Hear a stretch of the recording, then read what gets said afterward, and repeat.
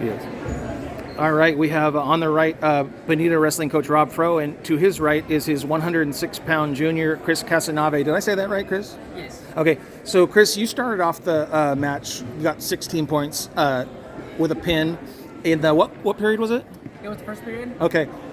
To start the night off, how important was that to you, and what did that mean to you to start the night off like that? Well, it's important to me to first off win the match because this is the first year I've gone all wins throughout the season. So You're still undefeated? Yeah, so I'm undefeated. So that's obviously good. But it also helps the team a lot because winning a match sets up everyone because it sets the momentum going. Well, and it sure started the momentum well. Yeah, because once the momentum starts, then you start to get more pits and people do it. So, Rob, before we get into other stuff, can you talk about his starting the match off like that? Yeah, I mean, you always want to start off strong, and actually, their 6-pounder is their AD's son. He used to be their coach, and he's kind of helping out. So what's his name? Gunther. Okay. So I knew that he knew wrestling. He's been around it his whole life, and you saw it. I mean, he's a tall, long kid, and Chris did an awesome job. I mean. He kept switching off. He waited. He was patient until he finally got the cradle and took him over and got the pin, and that was huge. I mean, that really kind of set us off on a right note. I mean, unfortunately, we lost a little steam in a couple of matches, and it didn't come out the way we wanted. So you guys actually held a 25-10 lead, and then they literally ran the table the rest of the way. What went wrong, or what did they do right? What did they do right? Well, what was the difference? Like, why did they have so much success after the first 4 or 5 matches? Well, I kind of thought that their upper weights were a little bit tougher in terms of when you look at their whole lineup. Like, I mean, obviously they're strong all the way through, but I knew that that's where we were going to have, because that's where we're, I wouldn't say necessarily young, but a little inexperienced. Okay. Especially like my 95-pounder, which was a great match. He was giving up, like 15 pounds. Yeah. He's really an 82-pounder. And 3 or 4 times he came back from. Yeah, and he did well. My 220 was normally our heavyweight, but he had cut down because my other 220's out. And so my heavyweight was a JV kid.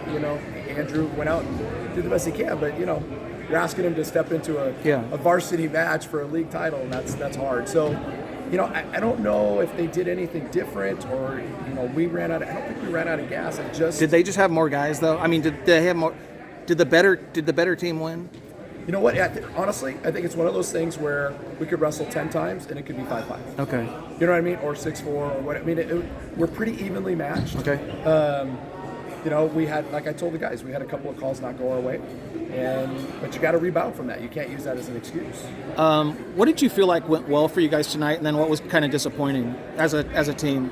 Well, it's kind of hard for me to pinpoint exactly stuff because being 106, I don't understand too much of the weights. So most of the moves I would say for them to do would be moves I would do, like for instance a Peterson, which gets you into a near fall, which gets you 4 points, or just do cradles. Obviously, these cradles are always good because sometimes they're just there, and sometimes people don't take them because their knees are just so close to their head.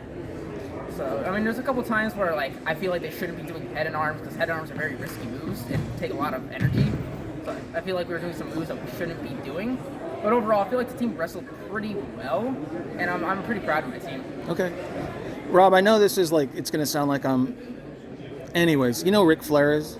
Yes. His famous saying was, to be the man, you've got to beat the man, and Altaloma's been the man. Right. How much of this is psychological? Like, how much is it that you have to believe you're going to beat Altaloma? Or did you feel like that wasn't a factor? That's always a part of it. Okay. I mean, I think in athletics and any kind of sport, there's always that mental side of it. I honestly, I felt like our team believed they could win. Okay. I really did. But a couple times we just got caught in bad position. We had one kid out with an injury. The other kid did well, but could have made a difference in a match. I felt like we were in a good place. Mm-hmm. I don't know. Okay. I mean, I'm proud of them. You should be. Should be. They had a lot of good things to say about you guys. One last question for each of you, and I'm hoping you can pick somebody different. Name somebody individually tonight that stood out that you were like, hey, I was really proud of that kid for his effort. One thing, kid that stood me out was Goob. Who? Our 220 pounder. Yeah, 220. James D'Angelo. Okay. Yeah. Okay. So despite the ref doing like a weird call where he couldn't get his pin, he still went out there and still kept going. Okay. Which I'm really proud of. Okay. How about you? Michael Martinez. What weight is he? He was our 195. Okay. But he's really like 182. Okay. He just had an incredible match, and a couple of times I thought he was going to be able to pull it out, giving up weight. Kid was strong, but that's the kind of fight that I think this team has, and that I was super proud of. Okay. Even though